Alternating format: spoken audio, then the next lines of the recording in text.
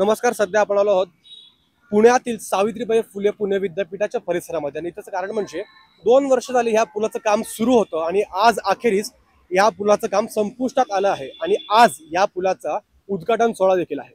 महाराष्ट्राचे मुख्यमंत्री देवेंद्रजी फडणवीस आणि उपमुख्यमंत्री अजितदादा पवार यांच्या हस्ते आज या पुलाचा उद्घाटन समारंभ संध्याकाळी 5 वाजता इथे पार पडणार आहे.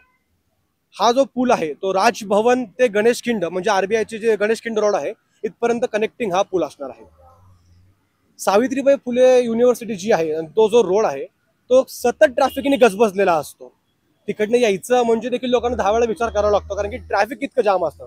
आता लोकांचं हे देखील म्हणणं आहे की हा पूल झाल्यामुळे आता ट्रॅफिकचा सोय किंवा ट्रॅफिकचा जे प्रश्न होता या पुलामुळे निदान तो कमी तरी होईल असं लोकांचं देखील म्हणणं आहे.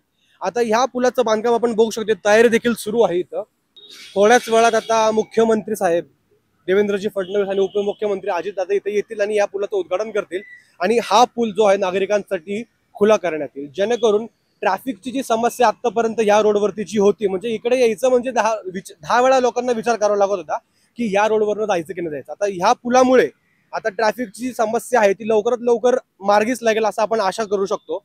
आता नेमकं पूल चालू झाल्यानंतर नेमकी ट्रॅफिकची परिस्थिती काय असेल हे आपण जाणून घेऊयात. तोपर्यंत न्यूज डॉटसाठी मी अंशुक आशिष.